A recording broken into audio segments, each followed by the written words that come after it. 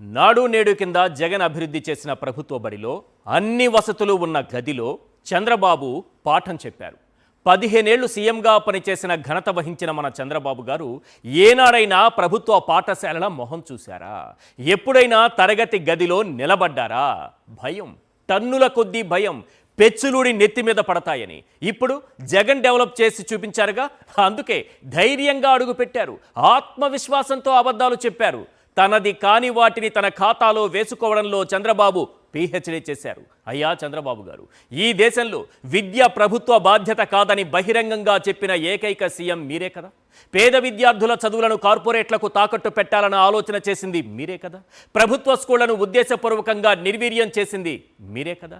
మీ సొంతూరు నారావారిపల్లిలో కానీ, మీ సొంత నియోజకవర్గం కుప్పంలో కానీ ప్రభుత్వ పాఠశాలల్లో కనీసం మరుగుదొడ్లు కూడా కట్టించని ఘనత మీదే కదా. అలాంటి మీరు జగన్ బాగు చేసిన బడుల్లో అడుగుపెట్టి విద్యార్థుల ముందు అబద్ధాలు ఆడటం ఎంతవరకు కరెక్టు సార్? అబద్ధాలు ఆడరాదు, సత్యమునే పలకవలెను అని ఆ స్కూలు గోడలపై రాసిన నీతి వాక్యాలు మీరు చదవలేదా? మీ అబ్బాయికి ఇలాంటి సూక్తులు నేర్పలేదా? అమ్మ ఒడి ఎవరి ఆలోచన నుంచి పుట్టిందో మీకు తెలియదా? తెలిసి మరీ పసిపిల్లల ముందు పచ్చి అబద్ధాలు చెప్పి అమ్మ ఒడిని లోకేష్ ఖాతాలో వేసి సరస్వతి నిలయాల్లో రాజకీయం చేయడం కరెక్టేనా? తండ్రిగా మీ బాధ్యతను సక్రమంగా నిర్వర్తించారా లేదా? ఒక గురువుగా మీ బాధ్యతను సక్రమంగా నిర్వర్తించారా లేదా? ఒక సీఎంగా మీ బాధ్యతను సక్రమంగా నిర్వర్తించారా లేదా? ఇలాంటి ప్రశ్నలే, వాటికి లభించే సమాధానాలే మిమ్మల్ని, మీ స్థాయిని గుర్తు చేస్తాయి. పసిపిల్లలకు అబద్ధాలు చెప్పి వారు జీవితంలో కూడా అబద్ధాలతోనే బతకాలని మీరు భావిస్తున్నారా? గాలి మాటలు, గాలి హామీలు, అబద్ధపు ప్రచారాలు ఇవన్నీ రాజకీయాలకే.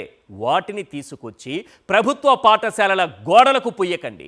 ఇప్పటికే మీరు పెడుతున్న పురుగుల భోజనం తినలేక అల్లాడిపోతున్న పిల్లలు, ఆ పిల్లల భవిష్యత్తు ఏంటో అర్థం కాక తల్లడిల్లిపోతున్న తల్లిదండ్రులు మిమ్మల్ని, మీ అబ్బాయిని ఓ 10 ప్రశ్నలు అడుగుతున్నారు. దయచేసి 1 వర్డ్ ఆన్సర్ కింద ఈ 10 ప్రశ్నలకు ఇద్దరు సమాధానం ఇవ్వండి. క్వశ్చన్ నెంబర్ 1, అమ్మ ఒడి పథకాన్ని జగన్ తీసుకొస్తే లోకేష్ చిన్న మెదడు నుంచి పుట్టుకొచ్చిందని బాబు అంటున్నారు. అవునా కాదా? ఇద్దరూ నిజం చెప్పాలి. క్వశ్చన్ నెంబర్ 2, జగన్ నాడు నేడు పేరుతో డెవలప్ చేసిన స్కూళ్లలో తండ్రి కొడుకులు డాబు చూపి డప్పు కొట్టించారు. అవునా కాదా? ఇద్దరూ నిజం చెప్పాలి. క్వశ్చన్ నెంబర్ 3, 15 ఏళ్లు సీఎంగా ఉండి కనీసం ప్రభుత్వ బడుల్లో మరుగుదొడ్లు కూడా నిర్మించని ఘనత చంద్రబాబుదే.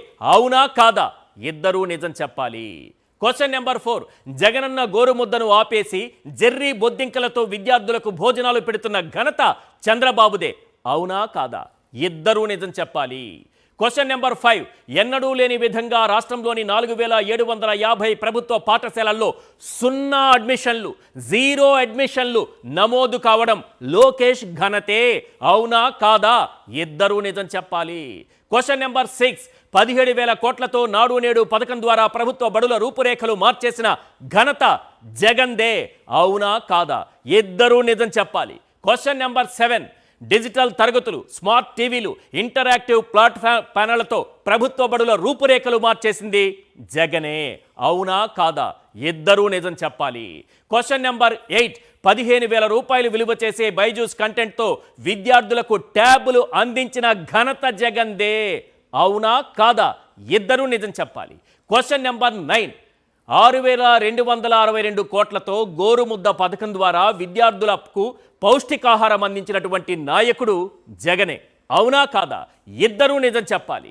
క్వశ్చన్ నెంబర్ 10, విద్య ప్రభుత్వ బాధ్యత కాదు అన్న చంద్రబాబును ప్రభుత్వ స్కూళ్లకు రప్పించి నిలబెట్టిన ఘనత కూడా జగన్దే.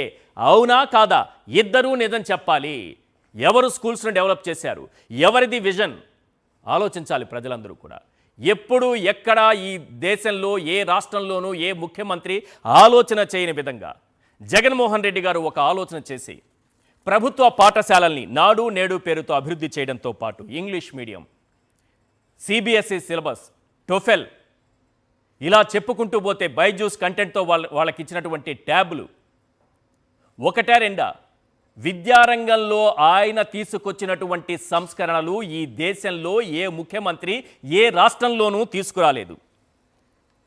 ఇవన్నీ మాటల్లో చెప్పడం కంటే 2 మాటల్లో పూర్తి చేసి మీకొక దృశ్య కావ్యాన్ని చూపిస్తాను. ఒక దృశ్య కావ్యం ఎలా ఉంటుందంటే మన మనసులో చిరకాలం నిలిచిపోయేటటువంటి దృశ్యకావ్యం. ఎందుకంటున్నానంటే, మనిషై పుట్టినవాడు కారాదు మట్టి బొమ్మ, పట్టుదలే ఉంటే కాగలడు మరో బ్రహ్మ. కృషి ఉంటే మనుషులు ఋషులవుతారు, మహాపురుషులవుతారు, తరతరాలకి తరగని వెలుగవుతారు, ఇలవేలుపులవుతారు అన్నారు. ఎస్, కృషి ఉంటే మనిషి ఋషులవుతారని చెప్పటానికి జగన్మోహన్ రెడ్డి గారు ఒక నిదర్శనం. ఇప్పుడు నేను ఒక దృశ్యాలు చూపిస్తాను, ఒక్కసారి స్క్రీన్ పైన ఆ దృశ్యాలు చూడండి.